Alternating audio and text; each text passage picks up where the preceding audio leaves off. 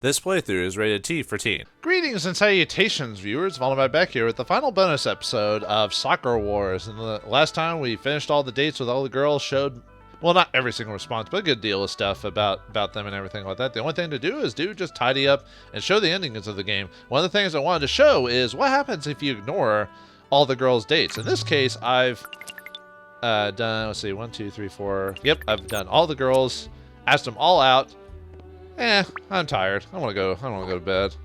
Oh, this is going to have no consequences whatsoever. And you're probably thinking to yourself, does it just show one of the, if you ignore their dates? No, it shows all of them. So this is going to be back to back, folks. This one's probably the funniest one out of me. It's just because of what happens. Sakura. I don't know. I find this one particularly funny. Just how over the top it is, you know, and how she acts and everything. You're acting like some wailing spirit there. Yeah, what are you talking about? I wasn't supposed to be at Wauldemare. I slipped in.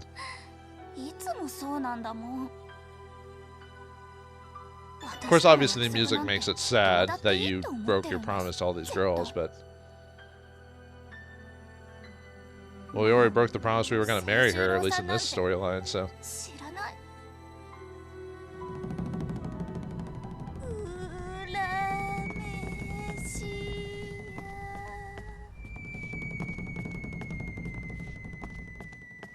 What the heck was that?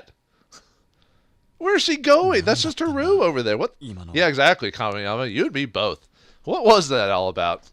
Well, anyway, let's get back to it. We forgot that one. Yeah, there wasn't anything else we were forgetting, right, Kamiyama? It's not like you forget things all the time. Oh, hey, Clarice. What's up?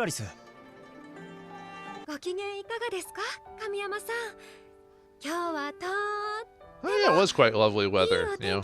I stayed in my room for the most part, but... Well, that's like me in real life, really. I'm a homebody in nature. Oh, you did? That's good to know. Spent Christmas Eve. The anticipation of the day? Oh. Oh, you waited, huh? At the bookstore for a date. Who were you Who were you going on a date with?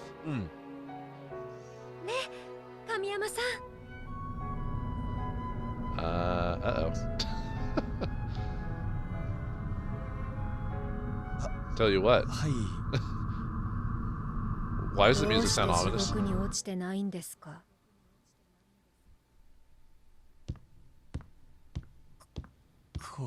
Oh. She just threatened to send us to hell.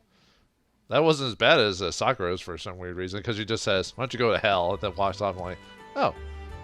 Well, done with that. Now we can finally rest. Whew. This has got to be afternoon by this point, because the girls would have noticed that we didn't show up. Why are you feeling like that, Kamiyama? It's not like you did anything wrong.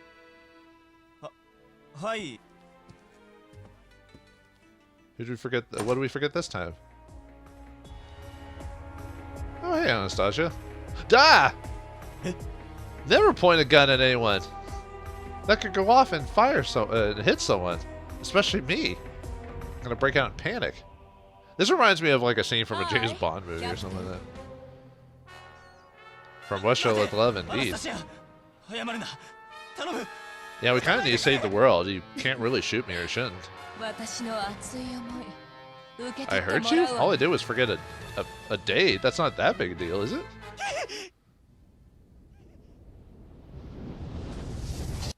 No. Well, goodbye, Kamiyama. We hardly knew you. Oh, she was just trying to mess with us. Oh, good. At least the gun wasn't. You were gonna shoot us? Hell hath no fury, my friend. That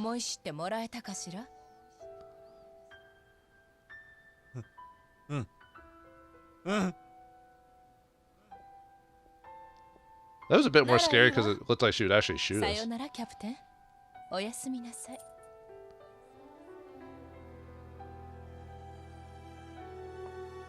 Yeah, that was kind of intense. Because she almost, like, she has a cold fury, was going to shoot us. Yeah.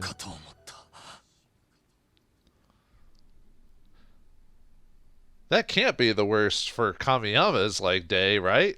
Right? Yep, time to finally get into the bed. It's almost like the ending, like them skipping the dates, are almost designed that canon-wise maybe did accidentally miss all the dates, you know, because they almost work back to back almost. Well, luckily caltrops are only meant to stop an opponent from chasing after you, so they're supposed to do a little damage, but not a lot. Yeah, well, everyone breaks their promises at one point in their lives. I bet you've broken a couple promises, Azami. Don't do it. Don't slice us. Whew. It's calmed down easier than Anastasia did.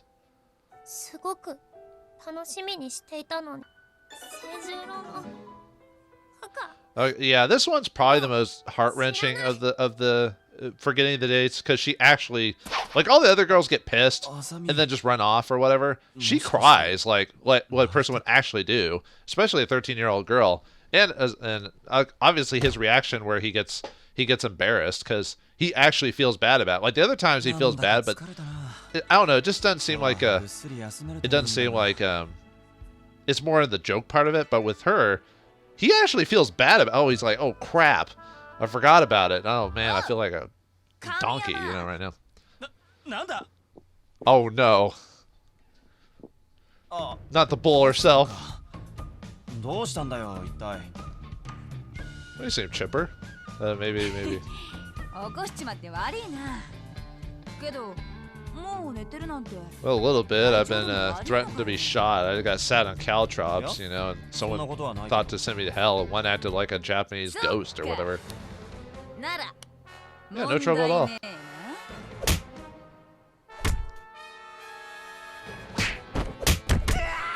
Yeah, Hatsuho beats the bejesus out of us, basically, which makes sense.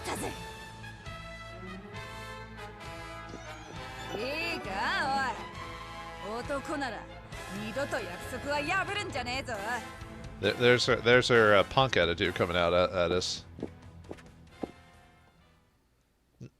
Physical pain will eventually heal, but emotional pain's harder. Yeah. They're all entertaining in their own right, but yeah, definitely. Yeah, I should have kept your word. But yeah, definitely. Oh yeah, let's go skip all that. So I'll skip to when we to the next scene I want to show you. But yeah, Azami's is definitely the most heart wrenching out of all of them. So I'll see you when I want to show you the next scene. Alright, we're back. We're back at the Christmas date scene where you can choose any of the girls to date if you want to. But does anything actually happen if you just forgo the girls and decide to sleep in? Well, let's find out. Actually, there is, but I thought I'd, you know, set that up at once. So yeah, let's just not mess with tomorrow. You know, tomorrow it's all about me, me, no one else. Just me, myself, and I need that rest. We don't need the, we don't need the companionship of any women. You know, these girls are a bit too intense for me. You know, I need my own time to shine. You know, time to hang out with myself. But you know what? I got the day off. True, we don't have nothing to do. What would we do? Reggie, of course. Yeah, definitely tinkering with some of the battle stuff. Yeah, let's go talk to our bro. We haven't seen him in a while. Yeah, I was making a joke how I was like, too bad they're not going to do a scene like in Persona where if you don't end up a date or if you forget all the girls as Valentine's, you go out with the other male characters in the game. Well, this game has the same thing. If you don't have any dates with any of the other girls, you end up just hanging out with Reggie the whole day. You know, it's kind of nice that they have a thing where if you end up just either skipping them or having a low choice, you can have an event of some sort with Reggie here. Yeah, it's Christmas, or Christmas Eve, dude. Shouldn't you, like, be just, or the day before Christmas Eve, or something like that, anyway. Yeah, you're kind of a workaholic, Reggie. You need to find, well, maybe that's why during the course of the game he finds adult magazines and stuff like that to have, you know. Yeah,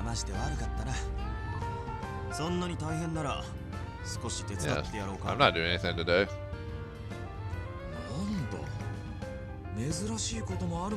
Yeah. No one else has the time, or in my case, I just didn't want to make the time for anyone else. I'm kind of sad that they never had like a no ending with any of the girls. Like you decide to choose no one. I think in the previous games you could have like a no character ending, like it was just you by yourself type of thing. But unfortunately, because of the whole having to choose the vice captain thing, it kind of sets you into an ending. So, like I said, it's usually guaranteed to be Sakura. At least as far as I'm aware of. Oh yeah, you could. Well, obviously, if you say maybe some other time, you just go to the end, or you couldn't leave and go to bed, that type of thing. Yeah, see, now you won't have to kill yourself working. Apparently, you make up quite a sweat because you're wiping yourself like every other second. Yeah, I've got nothing else better to do.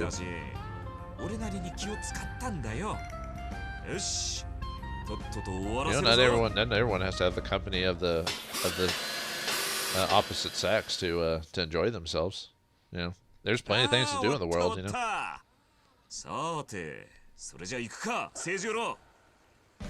What do you mean? What else is there to do? What the? Taking a sauna with a mech? The heck? Well, okay, I guess. Yeah, why is that? Wouldn't it get rusted or something? From the water and the steam or whatever? They do? I never heard of that before. Sounds like an odd tradition. Yeah.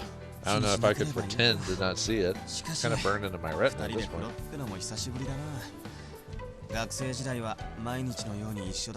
Yeah, men tending to bathe with each other like in saunas is not considered weird in Eastern cultures, so that's like in Western cultures it's if you're swimming it's a bit differently, but if you're straight up bathing it's usually kind of a little odd. Although I guess you could see this as a as them just hanging out in a hot tub or something like that, which is common, but is this where we bare our souls to each other? Well, there's a couple, but yeah, what? Do you want to go out with any of them? I've always noticed in any of these stories where you can have multiple women, yet you have male characters, yet none of the male characters ever go for any of the other female characters. True, he doesn't. Oh, he doesn't say anything about that. Wait, you do? We haven't seen her. Where are you going out with like Kaoru, even though you said you weren't?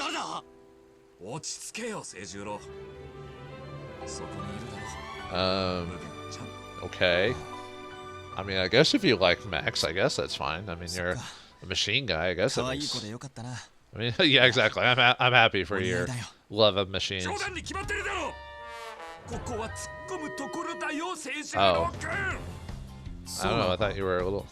Yeah, exactly. I thought you were serious too. I thought you were a machinophile or whatever that's called, where you really love machines.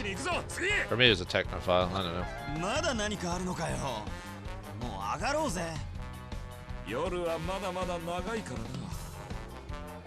Have our own tete-a-tete.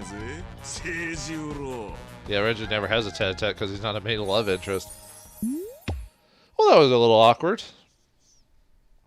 But yeah, you get a little bro time with your friend. So, alright, I'll see you all when I want to get to the next scenes I'll show you. So, I'll see you all in a second.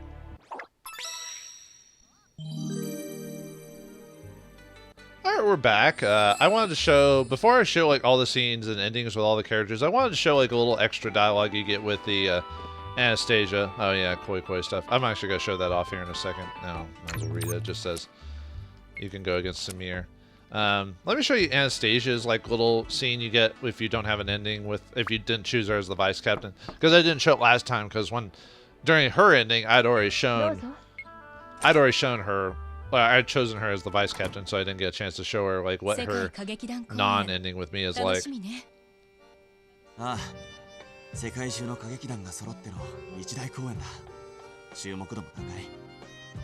Yeah, it's very excited. Excited the world hasn't been destroyed or whatever. I guess it survived a few crises over the years. Well, the 4 that are important, not the other Combat Revues, even though there are a bunch of them.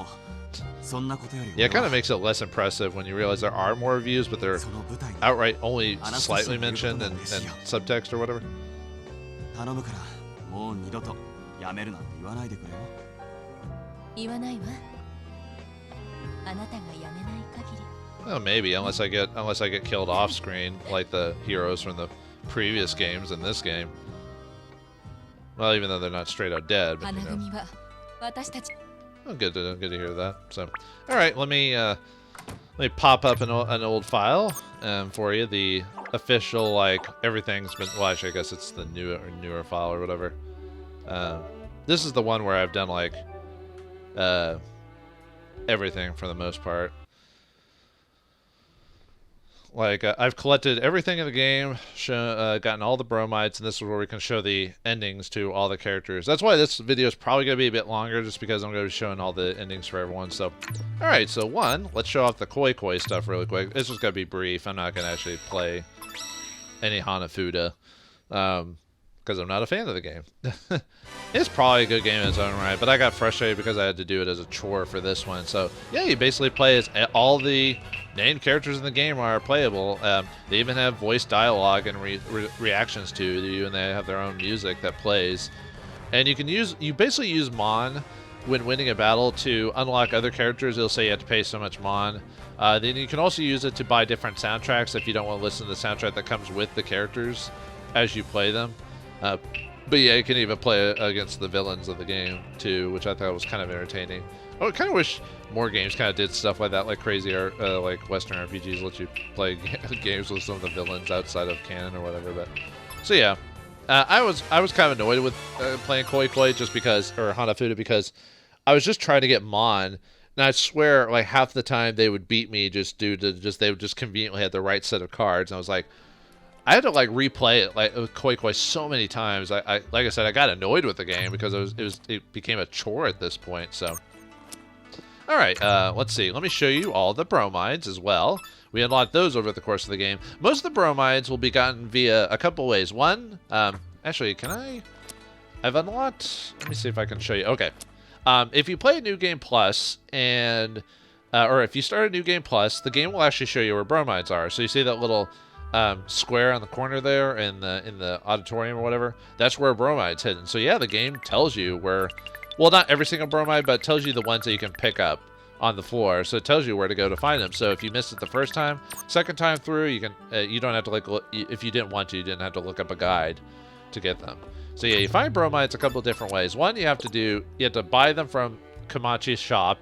Two, you have to find them just hitting around. And three, you get them from special trust events or what, like, but building trust with certain characters, they either drop it in certain situations. Usually the ones that are with Kamiyama are the girls dropping them after having high trust with them. And the these specific ones right here, the special day, like 12, 20, 28, and 36, you have to go on the dates with the girls to get that. So that's the only way to get those. And the rest of them, yeah, and a good deal of them are from doing the BattleBot stuff. So, which, I'll show that to you. Before I look over all the bromides, I'll show you the BattleBot stuff. So, I think, I'm trying to remember if I showed Reggie's.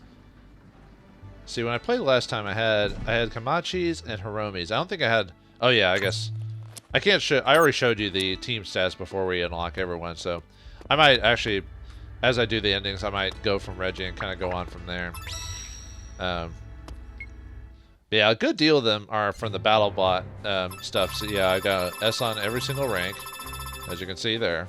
And then all the bromide criteria is finishing all of them, getting A rank or better. But then if you want all of them, you need S rank, and then you earn all the bromides, which gives you a trophy for that. But yeah, a good deal of them are actually from doing the BattleBot stuff, which that also got annoying after a while. If you do just over the course of the game, it's fine. But if you have to do it back to back to get all those bromides, it's pretty frustrating and like just time consuming. Which I guess if you bought the game, you do it on your own time. But for me, for having to go through all that, I was getting a little annoyed by the end of the game. And the easiest way to do it to save you on time is to just get all the girls' endings, beat it, and then it saves it as a system data file for clearing data, and then just play the game until you get chapter 3 to unlock the BattleBot scenario, and then just do all the rest of the cleanup there. That makes it a lot easier. But just let me show you all the ones here. Yeah, most Kamiyama ones are going to be given from the girls, they drop them. Actually, I think most of the girls drop all of his stuff. I'm not gonna read out all the dialogue. I'm just gonna kind of run through them really quick. Yep.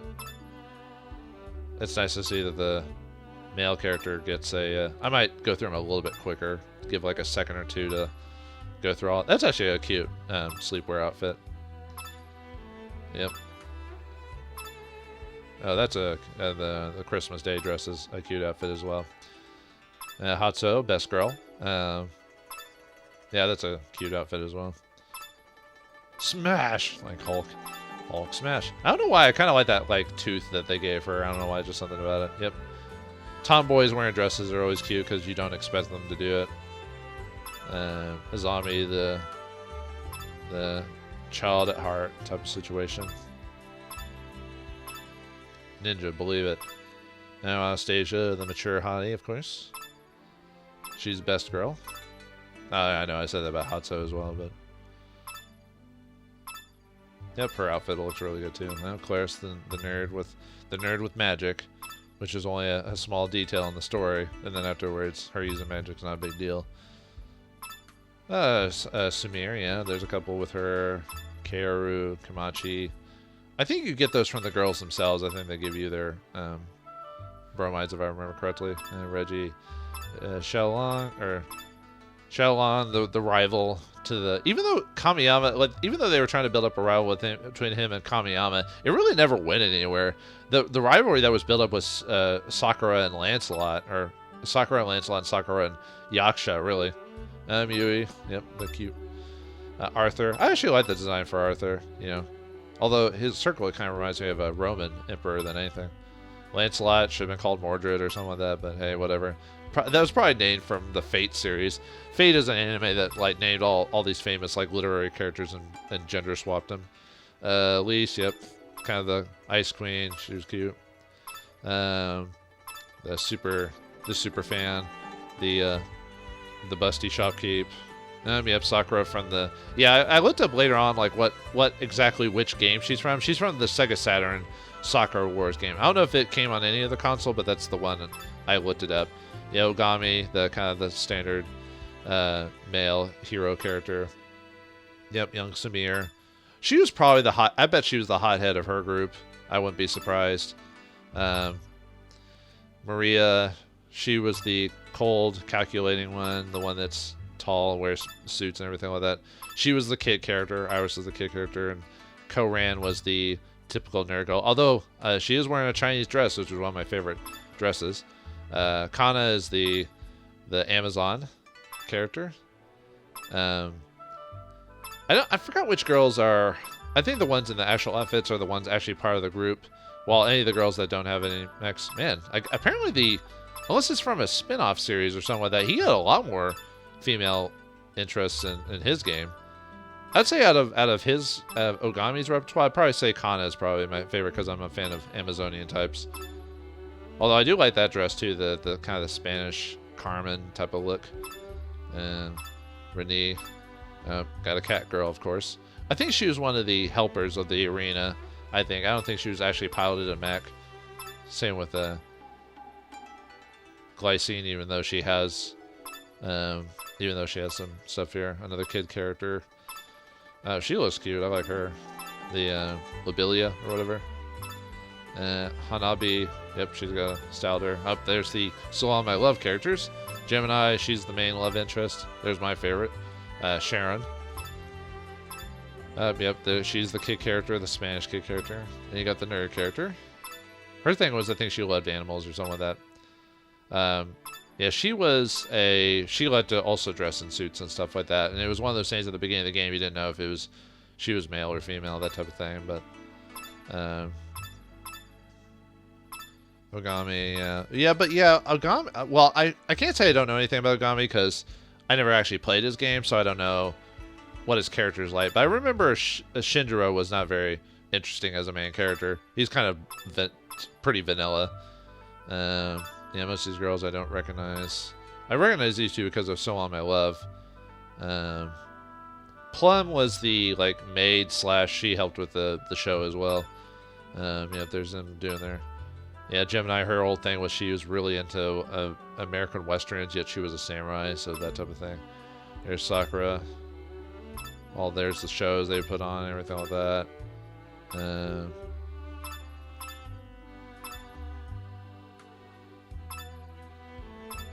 So there's the... I guess... Was Ogami in two different, like... Because it shows Ogami twice, so he must have had two games. Because there's the Tokyo thing, and then there's the Paris review, so I guess he had two different... So what happened if he had a love interest from that one, and then did the love interest from this one? He's like, are you cheating on one of the girls? It's assumed he was with Sakura, though. I guess he had two separate games. It must have been also from the Sega Saturn, or is a Japanese-only game or something like that. And yeah, there's the thing for that. So yeah, that's all the bromides.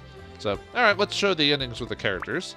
Yeah, this episode's probably got to go into the hour length or whatever. いいところに来たな。ちょっと懐かしいものを見つけたんだ。 And the big thing about these, yeah, if you get the heart-to-heart ending, oh, I must have shown this one already. Okay. 懐かしいな。本当。思ったように動かなくてな。 Yeah, I think I recall this one, so I think I've shown this one already. Okay, sorry about that. でもお前。 Yeah, well, I'm just gonna skip through it, see, just for those who want to see little bits of it again. Okay, for some reason I wasn't sure if I'd shown this one already. Sound like a real bastard, which is me. Yeah, talks to people out of your life, huh? Even though he's probably the one who told him that. I don't know if they did a really good job of showing their... I guess they did, because you can't have the game last forever and drag out certain character developments like certain RPGs. So, yeah, I did show that one. Sorry about that. I completely forgot I'd already shown his ending. I'd forgotten if I had unlocked Reggie's ending or whatever. I don't need to talk to girls because I already showed those last time. So let's go from top to bottom. So let's talk to Yui and see what... But yeah, by unlocking their heart ending, you basically get that little extra picture of them outside of just straight up talking. And you actually get... For some of the characters, you actually get a little bit of a cutscene because... You know, before, when I played the ending where I didn't unlock their cutscene, they just gave a line of dialogue and that was it. So, now that we've raised their trust with them over the course of the game, their trust, for the most part, is based off hidden choices. Like, it doesn't... Like, a lot of the choices of the sub-characters, it doesn't outright give you a clear sign for most of them that you got the trust right, so you don't even know if you made the right decision sometimes. But I think most of their decisions are pretty obvious, for the most part, when I was noticing, when I was looking it up, so... And I don't think you have to hit all their trust points to unlock their endings. I think you only have to get like half of them or something like that. Oh yeah, the first time we met, she thought I was a pervy type of guy. Oh, that's only half true, I guess. Do all the characters have their own theme song or whatever? Yep, we all did great. Yeah, that's her. I think that's her line. If you didn't even have an end with her in the first place, so. Okay, so maybe you didn't have like a little picture, but still, it's still you get more of an ending with them than the previous characters.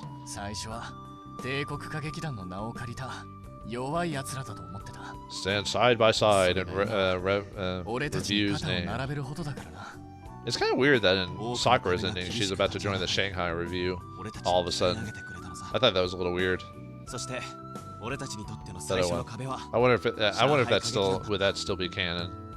You know, although usually a lot of these games, even though they have canon love interests, they usually never try to tell you who ends up with who, because they don't want to break the illusion of certain, not so much shippers specifically, but just they don't want to break the illusion of certain characters, or like what experience they had while playing through the game. So they don't want to break that illusion for them. So they just kind of, they never talk about it basically. You know, so Sumire never only talks about Sakura because that's the focus of the game. It never talks about Ogami. Although you think they might have had something because she had the bromide of Ogami and her together, but that might have been more just for collection's sake. I was fine with the Shanghai Review, like I said, Shaolin being seen as the rival, even though it wasn't really pushed that hard. Same with Yui, the cute helper character. Then having to help them out to get their trust. Usually, yeah, getting their trust is usually just helping out with their establishment or whatever. Arthur helping him out with that, like where the girl's chasing after him and everything like that. So let's see what he has to say outside of just a line of dialogue. Personally, if it was up to me, I'd personally rather play a London Review Sakura Wars game just to see all the Knights of the Round Table and all that fun stuff. Because I'm more of a fan of like Arthurian mythology than anything. Yeah, we should join the London Review. You can meet up with Sir Gawain and all these others, and Sir Boris, and the Green Knight. But yeah, he probably has more of a role here because he is the captain. I mean, if he went to the London Review, he wouldn't be captain anymore. He'd be just one of the fellow pilots. Although, if it's a Sakura Wars game, you cannot have all the pilots be girls except for the guy being the captain. That's just the theme of it. Which is weird because, like, isn't this game... This world is like... I wouldn't say it's meritocracy, but it's highly pushed that it's not patriarchal for the most part. Like, women mainly run a good deal of stuff in this world. Yet the game, for game purposes, because it's kind of a combination, like, mech/dating sim sort of thing, that it's the guy who's the main character, and he's usually the captain. I don't know, I just find it kind of funny when you think about it like that. Well, I am technically spineless in a weird seed. Like I said, half-truths. Man, her eye color, just the way her eyes are done, just like... I don't know if I'd say it's haunting or creepy or whatever, but there's just something about it. It's just like, it's like staring into my soul. The Ways of the Blade. Wasn't that a PS1 game? Like Bushido Way of the Blade or whatever? I remember that game being kind of hard, because it was one-on-one, and as soon as you could easily get killed on like one hit if you didn't watch what you were doing. We don't have the rivalry. It's you and Sakura. You just fight her, okay? Just leave me alone. Yep. Wait till the next. Yeah. I think yeah, their basic dialogue outside of the story is I think. Anyway. Alright, that's with the top section there. Let's see, oh yeah, Itsuki or whatever, the fangirl. Let's see what extra, because she did have a cutscene from before, but let's see what extra happens when you have a heart-to-heart moment with her. Your collection of bromides? I have a full collection too, you know. Now who collects the most bromides? Who knows? Actually, a lot of games don't even have the bromide thing, weirdly enough. I've only seen 2 games that have bromides, and that's this one game and Lunar. I guess people didn't really... I mean, I don't mind the idea of bromides, the idea of having, like, either characters or cut art for the characters in the game, just to kind of say, hey, this is a character outside of the main game doing something, you know. You're a vital member? I guess everyone needs a fangirl or fanboy or whatever, or super fan or whatever. Yeah, who else is it? Well, I mean, I haven't really figured it out. But... Oh, me? Oh. I thought it was obvious.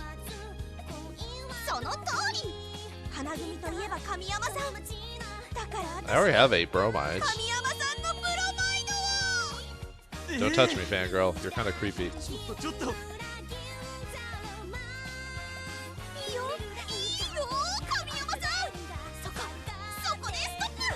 Perfecto. I'm actually completely opposite. I hate having my picture get taken, especially if it's without my permission.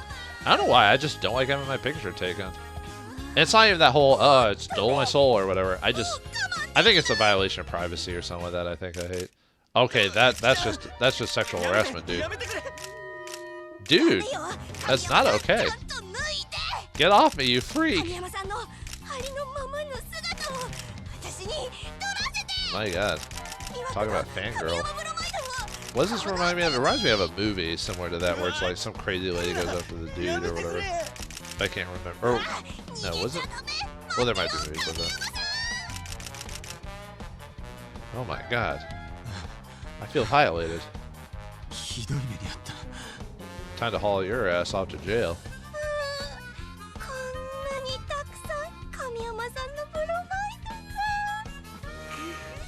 Shouldn't they be called pictures in this case because you took all the pictures of me?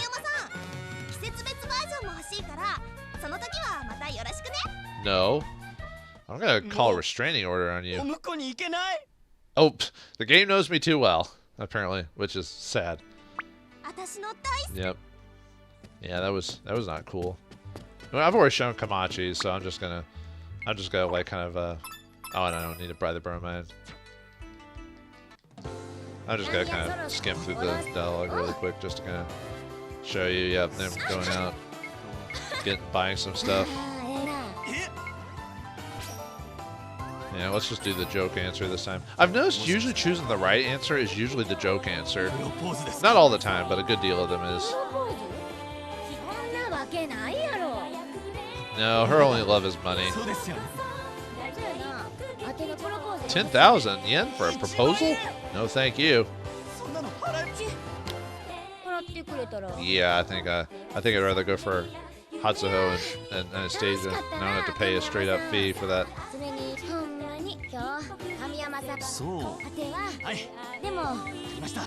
Alright, yep. Yeah, sorry if you hadn't seen that already, but I have no point. And unfortunately, yeah, since Tekken doesn't have any points, Tekken or Akami, which is weird that Akami's grandfather doesn't even make an appearance in the end of the game, which is odd. You think he would have been like here with Tekken or something like that, but yeah, and like I don't think you can actually leave the theater as far as I'm aware of. Yeah, no. Yeah, that's weird that he doesn't have a I mean, unless you can see him, viewers. Yeah, I don't see him, so that's weird how he gets cut out. You think he would have been hanging out with Ozami or something like that, but nope, he's just not here. And yeah, Tekken doesn't have everything. But of course, you only meet him a couple of times, so that makes sense that he didn't have like a heart-to-heart. But yeah, or yeah, you could have had Akami's grandfather, like, or whatever, hanging out with Tekken there. That would have made sense. Oh well. Anyway, let's talk to Kushu, or Hakushu, whatever. Hakushu. I do like her design. You can actually, if you bring up the whole her and Tekken might have been lovers, she just says, oh, romance has not been a thing that's important to me. I'm like, oh. So yeah, that's not her thing, so. But I do like her design, you know, the swordswoman, short hair type of thing. Like I said, I like the tomboy look, so. Yeah, but now we're good friends, and good brothers and sisters. Yeah, if you tell her that she's like a brother or sister to you, she gets really disheartened during her date. Which makes sense. No one ever wants to be told that they're just like a brother or sister to you, you know? Especially if they have physical aspects toward you. You're probably not even that old. I bet you're only like 20. And you say you're old. Nah, she's probably like 28 or something like that. Because if you hit a certain age, then you're like a grandfather in anime. Like if you're like 30, you're too old. You know, which is always funny. At least when it comes to Japanese RPGs anyway. You have to leave all the heroing to the teenagers. Because usually most anime, or usually most JRPGs, most main characters are like 16 or something like that. Now let's talk to Kaoru. I don't know why I keep having trouble saying her name. Yeah, let's see what her little scene's about. Yeah, you do too much paperwork sticking your nose to the grindstone. Yes, and sorry about you, Kaori, but I don't think Sumire is into ladies as well, so he'll just always be the assistant from the side. No, I mean, I assume it's just from a place. She likes her as a place of respect and everything like that. It's this modern day where if you have like a weird like respect for someone, it's almost like, oh, they must love each other. I'm like, I mean, they love each other as much as like friends can love each other, but nothing more than that. But yeah, most people like to like ship everyone together, if that makes sense. It's kind of crazy. Like, if you do it for fun, sure, but if you're serious about it, which there are a lot of people that are serious about it, it's pretty crazy. No, she has a very important role as the accountant. Maybe nothing without the wind division. Oh, right, she's wind division, which deals with accounts and money and stuff like that. Office work has challenges too. Just keep smiling. Just keep smiling. Just keep smiling. Smiling. Smiling. These numbers hurt my brain. I'm too dumb to talk to you. Huh? Oh. Yeah, him being silent and somehow coming out with the right words to say.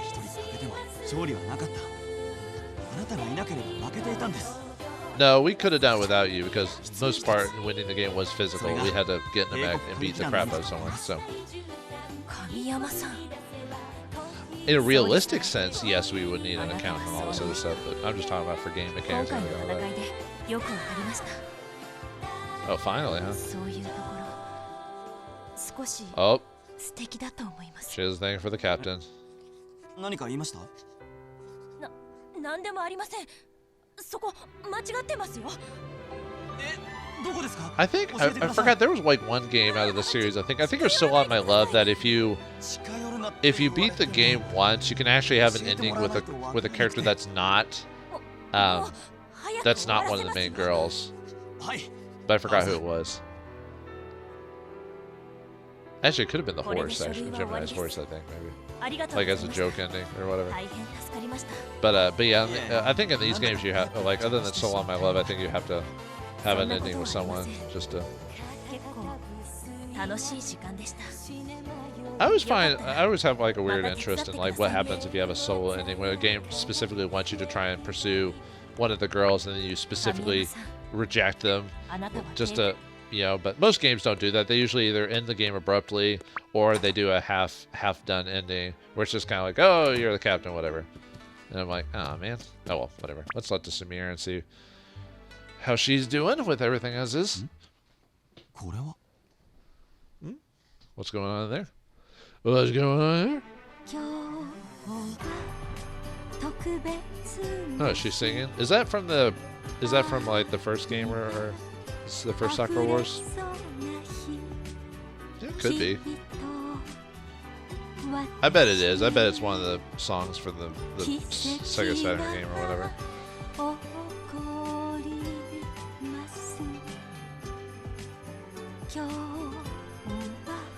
And of course, Sumire's story is that she has, other than being the manager of this place and trying to keep everything back together. And I still of the means that I think she wasn't the greatest general manager because by the time we get to this point of the game where Kamiyama joins the group, the thing is about to fall apart. And that was all on her, She's the manager, Those on the top make it, you get the blame. Can't make excuses because you were the one running the show. And then all of a sudden, as soon as we come along, everything gets better, But anyway, yeah, her thing is trying to keep the show together and survivor's guilt because she's the only one out of the original Flower Division to survive because she ran out of magic, I guess, spiritual power or whatever. いい趣味とは言えませんわよ、神山くん。 Well, too bad I did. Eavesdropping is fun. すみません。 I mean, she's cute in her own way, and she's at the mature age, I assume at this point, I'm assuming during the game she's from, she's probably like 16 or 17 or something like that.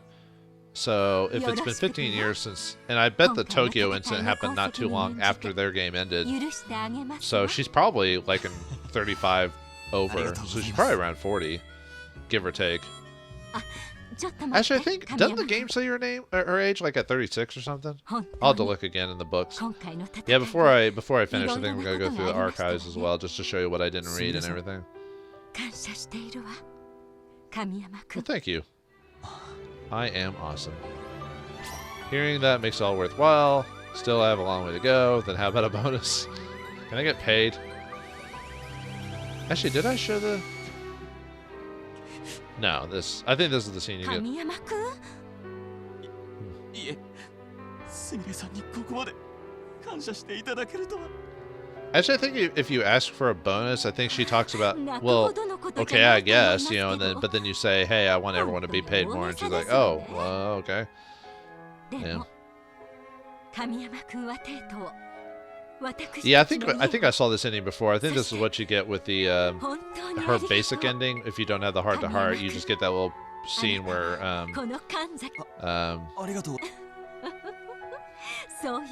well, I think the other guy might have been Ogami, but I don't think they're considered the canon romance, so maybe she just had a thing for Ogami, but obviously chose Sakura because, like I said, she was the poster girl for the game. Is that pretty much it? Just the last three? Okay. Yep, let's talk to the ladies of Berlin.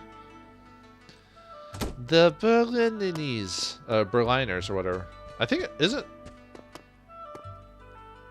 yeah, Berliner, I think is how you say it. If you say Berliner, I think that means cream filled puff pastry, if I remember correctly. Or, yeah, Berliner is, yeah, cream filled puff pastry. Berliner is of Berlin.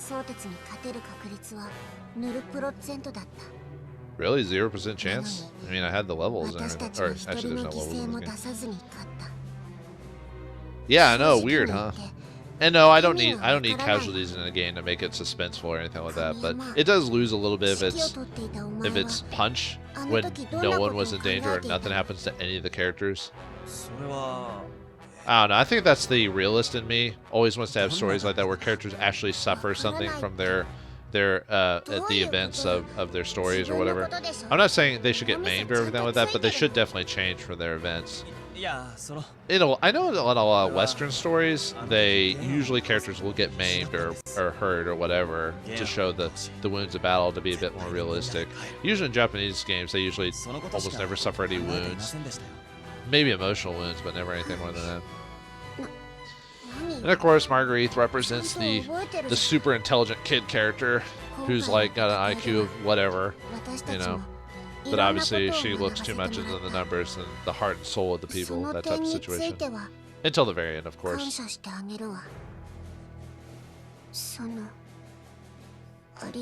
Cool, you're 12, so I'm gonna shoo you away now.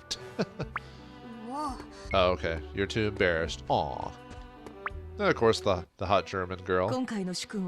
Even though she doesn't have a German accent at all. I mean, at least they gave her kind of a deep voice, I guess. Yeah, that was one of the few issues I had. They have characters from all these different nationalities, yet they never have the actresses or actors playing them try to put on a bit of an accent when doing it. It doesn't have to be a crazy accent, just something different than the standard Japanese dialect. But oh well, it's not a big deal. But you should apologize, just because you need to apologize for stuff.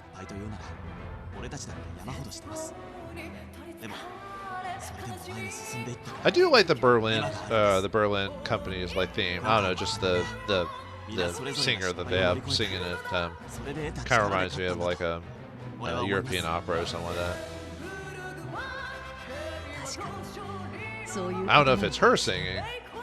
It might be, because like the Azami song is her. It sounds like her voice actress. It could be like a pretty good impressionist that sounds like her, but because a lot of at least in other countries, a lot of places will do a singing actress and a voice actress, because sometimes a lot of voice actors can't sing. So yeah, the super serious Ice Queen herself actually is not as Ice Queeny as we thought. Actually, they don't really do that trope with her. She's more the serious type more than the Ice Queen type of character.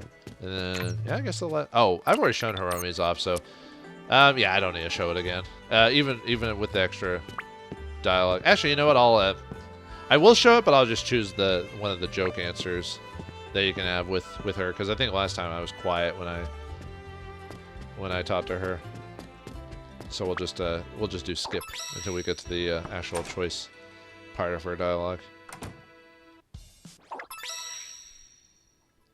Oh, it just skips it. Well, never mind. Oh, there wasn't a choice, was there? I could swear there was a choice you could ask her about her being a spy or whatever. I guess in this, if you skip it, it doesn't even give you the choice because it doesn't matter. Sorry about that, folks. I didn't realize that. It's not a big deal, though. You can just say it's unforgivable and stuff like that, and then she's sad because you said that. Yeah, before we call it, let's go through some of the archives and read the stuff I didn't read throughout the story. I'll try to go through these at least at a reasonable course. I hope it won't take too long. Flower Division personnel. Me, I'm 20, 5'10", Japanese. I'm turning Japanese. I'm really turning Japanese. I really think so. Here at the Naval Academy at early admission. After graduating, he joined the Navy as a captain of auxiliary ship, the Marisha 10. His quick thinking, tactical mind, and skills as a swordsman earned him the nickname the Quicksilver Kamiyama. When Marisha 10 was sunk in a demon attack, he left active naval duty. He was then recruited to the Imperial Combat Revue by Sumire Kanzaki. Even his backstory isn't that bad, because it's not like he was dishonored or disashamed for. I mean, he thought he was ashamed because of what he did, but it wasn't like, oh, the government kicked him out or whatever. It's just like, no, he felt worse than off than he actually was. I don't know. Sakura 17, 5'2", Japanese. After she was rescued from a demon attack by Sakura Shinguji, when she was a child, she was inspired to join the Imperial Combat Revue. Ever since, Sakura Amamiya has devoted her life to theater and swordplay and hopes to become an accomplished performer and warrior, just like her savior. While she's a very dedicated fighter and shows the occasional stroke of genius, her narrow focus and excessive emotional investment are cause for close supervision. Yeah, that's not an understatement. Hatsuho Shinonome is 17, 5'5", Japanese. The Shinonome Shrine in downtown Tokyo has been in the care of her family for 200 years. She joined the Imperial Combat Revue as a shrine maiden and was entrusted with guarding the courtyard spirit crystal, which we found out powers the theater when it flies. Her family, actually, how did they get the place back in? Like, wasn't the ship destroyed? These questions will never be answered. Ties to the Amamiyas, and Hatsuho is a longtime friend of Sakura Amamiya. While rash and quick to anger, she's extremely loyal to her companions. Her work can be a bit cavalier, but she's surprisingly good with detailed manual labor, and she builds many of the theater's props herself. Well, there you go. Clarissa Snowflake. I just can't get over that name. And yeah, she's from Luxembourg. That's a random country. I mean, isn't it one of the smallest European countries, I think? I think it is. It's like almost like a blip on the map. 16, 5'3". Claris for short, is fluent in Japanese. An avid reader, she can easily get lost in her stories and often shuts out the world around her. She performs in theater as an actress, though she aspires to be a professional writer and share a wide range of work with audiences all over. Always aiming for her goal, she spends much of her free time drafting scripts and novels. Born in Luxembourg, Clarissa possesses the gift of the snowflake family. I don't know why that's just... Anyway, it's because of modern times. If it was like 10 years ago, I would have just been like, that's a weird name.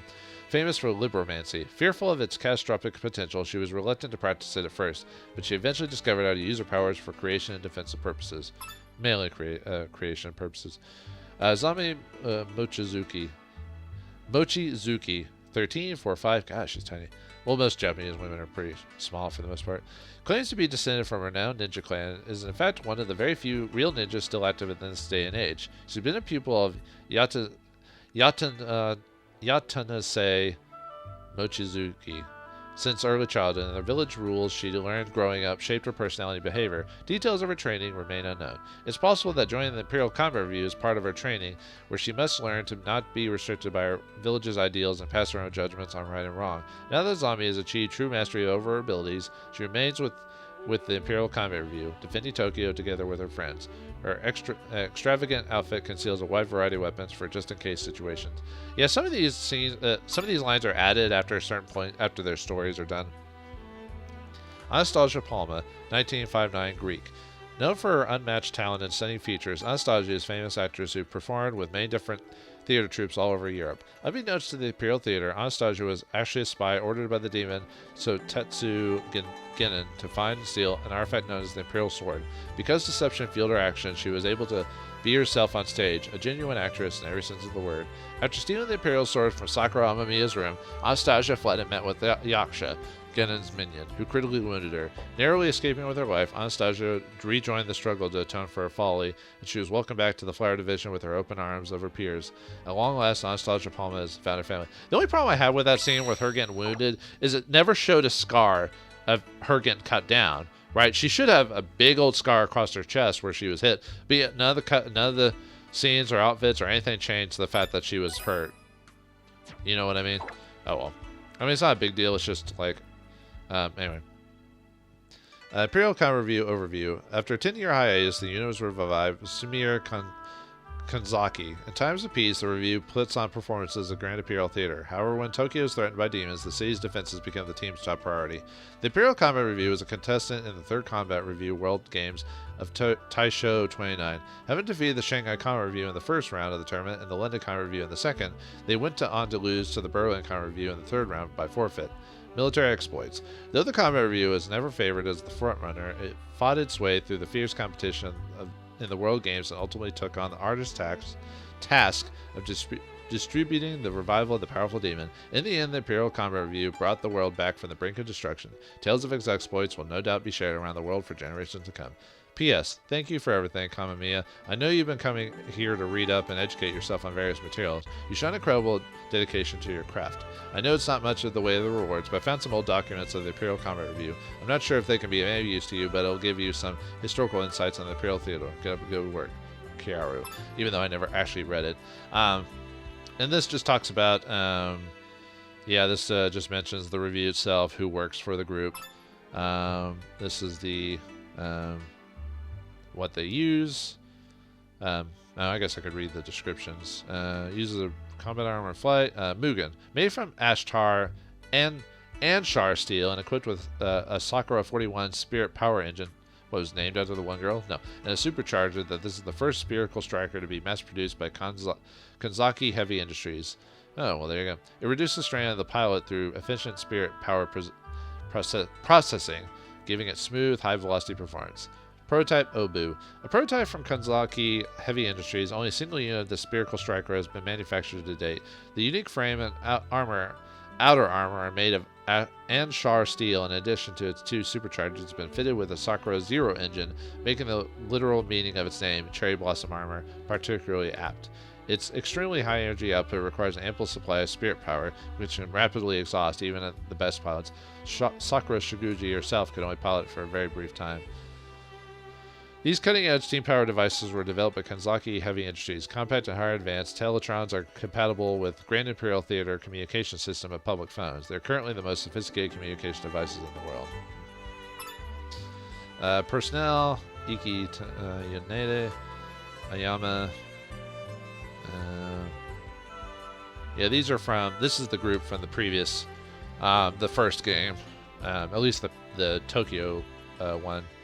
Man, they had a lot of female characters in that one. Before, I think in the previous games it was just 5, but in the first game they had like 6. I wonder why they decided to reduce it. I don't know. Comment review list for the first Imperial Comment review. Legendary team and its legendary captain. At this point, Samir can say whether or not we've lived up to their expectations. You would have to play the game because she doesn't mention. She doesn't even mention the guy, the main character from the first game.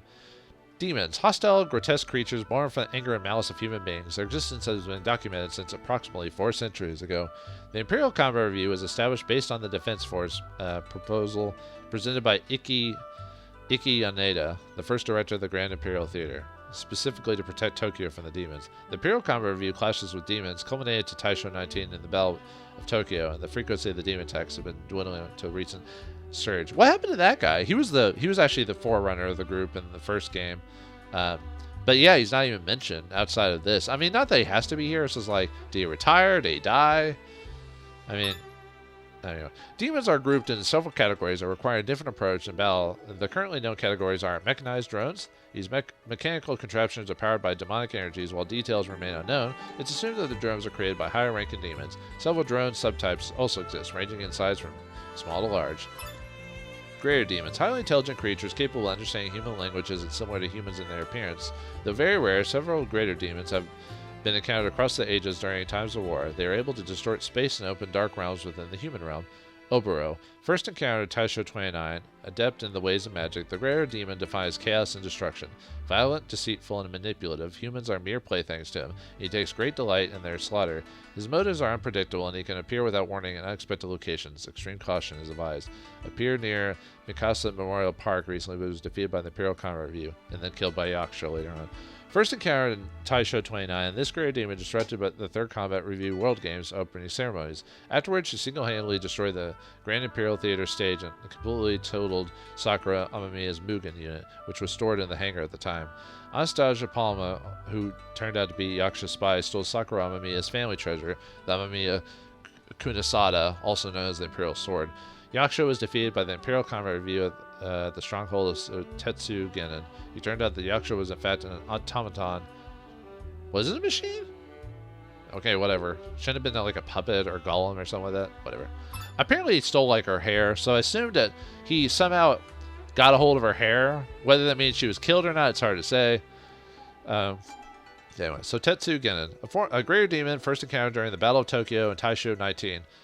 I wonder if maybe he was the villain in... Well, no, I guess it says the villain during the Battle of Tokyo. But I wonder if he was referenced at all in the previous games. Probably not. Presumed defeated by Sakura Shiguji, Genin hid in plain sight in the human world under the guise of Weloff's president. Obsessed with the search of the Imperial Key, an artifact used to seal Shadow's Tokyo, Genin intends to use it to restore Shadow Tokyo and revive his master, the Archdemon. If successful, it would have marked the end for humankind. In Taishō 29, Genin managed to get his hands on the sword and activated it from the Imperial Stadium. As the descent of Shadow Tokyo unfolded, the Imperial Combat Revue managed to defeat Genin at his stronghold, preventing a global catastrophe. Yep. Basically, just it improved over the course of the game. They add stuff to the text to talk about it. And here's the London Combat Revue. Just a little thing about them. Let's see. It shows their stats. Yeah. The round. He's 18, British, the aristocratic captain of the London Combat Revue, intelligent, dignified, and highly educated. Arthur embraces chivalry in all its forms. He behaves with the utmost decorum, but on the battlefield he's a courageous and relentless warrior. Wields the legendary sword Excalibur, a family heirloom passed down through the generations. Then Lancelot, she's 17, 5'4", British, even though she doesn't have a British accent. Always first in the fray, she's very competitive and constantly seeks rivals that can present a challenge, also known as the Black Knight. I'll bite your legs off! She fights with two blades, the Divine Erendite and the Wicked Ehrenblight. I'm somewhat familiar with the Erendite, but I'm not familiar with the Ehrenblight. I wonder if they just made that up or not. I don't think those are British swords, are they? I'll have to look that up. I'm actually not very familiar with that. The Grand Hurricane. She's cheerful and energetic and sometimes takes everything at face value. She was born to a family... Oh, weird translation there. They put the A separate. A family of English farmers. Arthur trained her in the ways of the sword, which she proved to have a natural aptitude for. She was accepted in the London Combat Revue, though she's still learning how to behave like a nobleman. They probably could have worked on that translation part. It's translated, but they didn't fix the font and everything properly, so it's a little bit weird. I'm sorry, I was going to read the little beginning part. The city, London Combat Revue. The city's defense force is entrusted with protecting London, England, which also serves as their base of operations. The Combat Revue regards itself as a royal chivalrous order called the Knights of the Round Table. Each member holds the title of aristocracy. When not engaged in combat, the London Combat Revue is based at the Royal Opera House, where they are rumored to perform as a jazz band, doing jazz. Given their wealthy background, it comes as no surprise that they reserve the entire Grand Imperial Hotel exclusively for their use for the duration of their stay in Tokyo. They participated in the third Combat Revue World Games, but were defeated in the semifinals. Combat Armor, Bridwin, Spherical Striker. There. Shanghai. A city defense force based in Shanghai established a Tokyo branch, and the Imperial Combat Revue was on hiatus. The Tokyo branch of the Shanghai Combat Revue owns the Chinese restaurant Shenglong in Ginza, a popular eatery praised for its authentic flavors. It sees many regular customers. The Shanghai Combat Revue took part in the third Combat Revue World Games, which suffered defeat against the Imperial Combat Revue in the first round. The Wang Long, Spherical Striker. He's 16, 5'6", Chinese. Also known as Burning Chef Shay Long, is a skilled martial artist who boasts incredible agility. The Wulong Flame Dance is his signature move. He's honest and direct with his words. He's a strong sense of right and wrong and tries to apply it to all of life's new discoveries to cooking. He strives to bring joy to people through the power of delicious food. He owns Shenlong and works there as a chef. He's been known to whip up 10 servings of fried rice in 3 minutes. Isn't that impossible to do? Because, anyway, what sets Shaylong's dishes apart, aside from the unique flavors, is that he summons flames of the spirit power to cook his food with. Well, you gotta use your magic for something, right? Yui, 16, 5'3", Chinese, trained in Qigong and other martial arts since early childhood. Yui Huang is a master of combat. She has the odd ability to fix broken equipment like radios with a hearty smack. She's addicted to Shaylong's cooking. She's cheerful and usually in good spirits, but she's not afraid to show her tears when she's sad. Working as a waitress in the Chinese restaurant Shenlong in Tokyo, her martial art talents come in extra handy, allowing her to carry stacks of dishes with swift grace. During the lunch rush, she and Shaylong can be seen working in perfect harmony, keeping swarms of customers satisfied. Satisfied indeed. Berlin. Also known as the Schwarzer Stern, this defense force is based in Berlin, Germany. Whether acting alone or as a team, each member is an extremely capable fighter. The castle that serves as the Revue's base of operations like something out of a fairy tale and hosts their opera performances. I guess that's why their theme song is opera. Anyway. The Revue won the last 3 consecutive World Games, although in the finals of the third Combat Revue World Games, their victory was only granted due to their opponents, the Imperial Combat Revue, not turning up. As the Imperial Combat Revue headed to the Sotetsu Genin's stronghold to do battle, they clashed with the Berlin Combat Revue, which was under Genin's control. Fortunately, the Imperial team was able to free Berlin's team from this manipulation without harming anyone. Convenient, huh? Eisenjäger, Spherical Striker. Elise, 18, 5'4", German. Captain of the Berlin Combat Revue, accomplishes any mission no matter how difficult with her steely resolve, level-headed approach, and excellent leadership skills. Her special attack move is called Standkron. Born into an aristocratic family with strong military ties, she received a very strict upbringing and firmly believes that actions speak louder than words. She's interested in Japanese culture and enjoys watching kabuki plays and reading haiku poetry. Weeb. Tasked with demanding missions every day, she's begun muttering in her sleep due to buildup of stress and fatigue. Shouldn't let it build up. Marguerite, 15, 4'7", German. The Berlin Combat Revue's cheapo operations. Despite her petite and dainty appearance, she's been known to unleash scathing critiques. Marguerite plans, yeah, another weird translation font issue, Berlin's combat meticulously together with Elise has successfully accomplished a range of difficult missions. Her strategies are generally sound, but difficult to execute for the lack of ability and discipline. Yep. Alright, I think we got one more set of books to read and we'll call it. Yeah, this was a long one. Not as long as I thought it would be, but I knew it was going to be long. Oh yeah, I read that one before. They never tell us. That may have been Kiaru who was leaving those notes for all we know. The Imperial Theater's Road to Recovery. The Imperial Theater's Road to Recovery. After serving Tokyo, the Imperial Combat Revue has become a household name around the world. It proved its mettle by taking second place in the 3rd Combat Revue World Games. But did you know that just one short year ago, the revue's very existence was in doubt? We asked the current general manager of the Grand Imperial Theater, Sumire Kanzaki, who also serves the command of the Imperial Combat Revue, how this remarkable recovery was achieved. Interview with Sumire Kanzaki. Thanks for taking time to answer my question. Straight to the point, what's the secret behind the Imperial Combat Revue's revival? Secret to our revival? I have no idea. No idea? What does that mean? Exactly what it sounds. There's no surefire way to plan for something like this. Yes, there is. Anyway, we just give our best effort, encourage each other, and move forward with determination. It may sound rudimentary, but unless you can do that, you'll never succeed. So your secret weapon is determination? Did you get that from Undertale? No. Yes, if you give up, then that's the end of the line. Only by staying firm and strong will you have the chance to reach your full potential. However, I will say one thing, and what's that? I'm lucky to have the absolute cream of the crop under my command. I may be pushing a bit with that. The Imperial Combat Revue is known for its world-leading talent, after all. Yeah, if you say so. Sumire, huh? And he just shakes his head. The Imperial Theater's new show. I think some of those books do completely change over the course of the game, like this last set of books, but oh well. The Imperial Theater's new show. The Imperial Combat Revue earned second place after the first venture into the World Games and is slated to appear in the Combat Revue World Pageant. With fans around the world eager to learn more, we've interviewed Imperial Revue actress and scriptwriter Clarissa Snowflake about their next show. Interview with Clarissa Snowflake. The members of the Imperial Combat Revue are now global heroes, both on the battlefield and on stage. No, not at all. We still have ways to go. Not even say the Flower Division's greatest challenges are yet to come now that the peace has been restored to Tokyo. I see, but you're still in it to win it, right? Of course, I want to keep writing and performing in bigger and better productions that bring joy to all the people of Tokyo and the world. Your confidence is invigorating. The people of Tokyo can't wait to see your next show. In closing, can we tell us a bit about it? Well, the Combat Revue World Games and Christmas show were amazing experiences. The Flower Division plans to take what we've learned from them about a show on that pulls out all the stops. We're all coming up with ideas for the next Combat Division performance, so our focus for now is on the upcoming Combat Revue World Pageant. I hope you all come to see it. We certainly will. Thank you, Clarice. Our biggest challenges are yet to come, huh? Well said, Clarice. Except this will be the only game you guys are in. You'll never appear in another game. I mean, Ogami appeared in 2 games because he was the main character, but each character has only had 1 game to their name, so... from here on, we need to buck down and refine our craft. Let's do this, team. Are you talking to yourself, dude? And final book. Oh, this is the pamphlet about the Combat Revue World Pageant. Yeah, I remember these books being different per chapter, so... yeah. I'm not going to go back and show all those, but... the reviews from around the world will meet once this spring of Taishō 30 for the first ever Combat Revue World Pageant. All the reviews are reported to this story anyway. Messages for the participants. Berlin Combat Revue Elise. Greetings, this is Elise with the Berlin Combat Revue. I'm very happy to be visiting Japan again.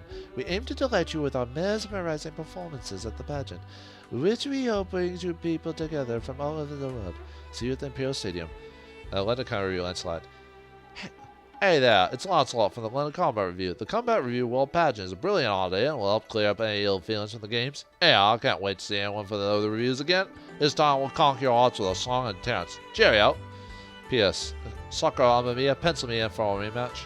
Shanghai Combat Revue, you hang. Ni hao, it's me, Yui from the Shanghai Combat Revue. The World Pageant will be amazing. We're all excited for it, but what I'm personally looking forward to is what comes after. I have this feeling I'll mark the beginning of a new era for all combat reviews, seeing more global cooperation, whether battle or shows. Let's all work together to keep the world a safe place where we can all live in peace. Come see us at the pageant. Join us in the building a better future. Imperial Combat Reviews, Sakura Amamiya.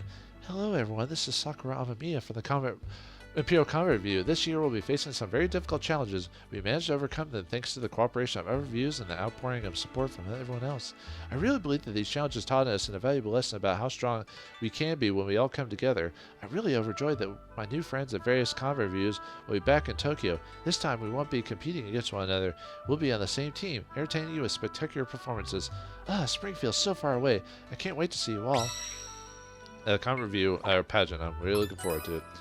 Well, for all intents and purposes, that's it, folks. We've seen everything. Well, not everything. There's a few things I didn't show, but nothing that I felt that was that important or interesting or worth going back to show. So, yeah, you're probably thinking, why did I put all this time and effort into the game I only thought was okay at best, like being given like a 7 out of 10. But, yeah, you know, it didn't take me too long to do this. And, you know, you do. I mean, I would have quit the game early if I really didn't have, there wasn't something about it I somewhat found appealing or interesting or whatever. So, but yeah, I hope you enjoyed all the bonus content and the game in general. I know I didn't play it the most efficient way or everything, but I played it the way I wanted to, and I think that's all that matters. And hopefully if you you know, liked what you saw, you either bought the game or held off on it if you didn't like what you saw. So hopefully I either helped you make a good purchase or not.